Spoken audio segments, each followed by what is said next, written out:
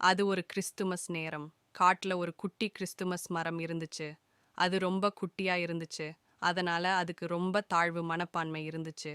நான் இந்த வருஷமும் சரியா வளர்த்ததால, எந்த வீட்டிலயும் கிறிஸ்துமஸ்க்கு என்ன வாங்கிட்டு போய் அலங்காரம் பண்ண மாட்டாங்கன்னு புலம்ப ஆரம்பிச்சுச்சு. அத கேட்ட மத்த கிறிஸ்துமஸ் மரங்கள் எல்லாம், "அதெல்லாம் நீ நல்லா தான் வளர்ந்திருக்க. உன்னோட அளவு வேணும்னு கேக்குற குடும்பத்துக்கு குடுக்கறதுக்காக, யாராவது உன்னை கண்டிப்பா வாங்கிட்டு போவாங்க. கவலைப்படாம இருன்னு" சொல்லுச்சுங்க. ஆனா அதோட புலம்பல் நிக்கவே இல்ல. எப்ப பார்த்தாலும் புலம்புற பழக்கம் அதிகமாகிட்டே இருந்துச்சே தவிர குறைஞ்ச பாடு இல்ல. அப்படி ஒரு நாள் அந்த குட்டி கிறிஸ்துமஸ் மரம் புலம்பிக்கிட்டு இருக்கும்போது ஒரு விறகு வெட்டி அங்க வந்தாரு. அவரு அந்த இருக்கிற எல்லா பெரிய கிறிஸ்துமஸ் மரங்களையும் வெட்டி வண்டியில ஏத்த ஆரம்பிச்சாரு. அடடா! இந்த வருஷமும் இந்த விறகு வெட்டி பெரிய கிறிஸ்துமஸ் மரங்களை மட்டுமே வெட்டுறாரேன்னு வருத்தப்பட்டு பார்த்துக்கிட்டே இருந்துச்சு. அப்பதான் இந்த குட்டி கிறிஸ்துமஸ் மரத்தை பார்த்த அந்த விறகு வெட்டி நேரா அந்த குட்டி கிறிஸ்துமஸ் கிட்ட வந்து அந்த மரத்தையும் வெட்டி வண்டியில ஏத்துனாரு. ஒரு வழியா கிறிஸ்துமஸ் விழாவுல பங்கு எடுத்துக்க போறோம்னு நிம்மதி அடையாத அந்த குட்டி கிறிஸ்துமஸ் மரம், என்ன கொண்டு போய் கடையில வச்சா மட்டும் குட்டியா இருக்கிற என்ன யார் வாங்கி கொண்டு போய் கிறிஸ்துமஸ் கொண்டாடுற இடத்துல வைப்பாங்கன்னு அடுத்த புலம்பல ஆரம்பிச்சிச்சு. கிறிஸ்துமஸ் மரம் வாங்க வந்த எல்லாரும் அழகா உயரமா இருந்த மரங்களை எல்லாம் தொடர்ந்து வாங்க ஆரம்பிச்சாங்க. இதையெல்லாம் பார்த்த அந்த குட்டி கிறிஸ்துமஸ் மரத்துக்கு ரொம்ப வருத்தமா போச்சு.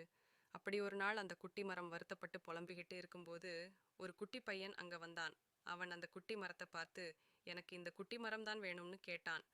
நாம தான் ஏற்கனவே பெரிய கிறிஸ்துமஸ் மரம் வாங்கிட்டோமேன்னு சொன்னாங்க.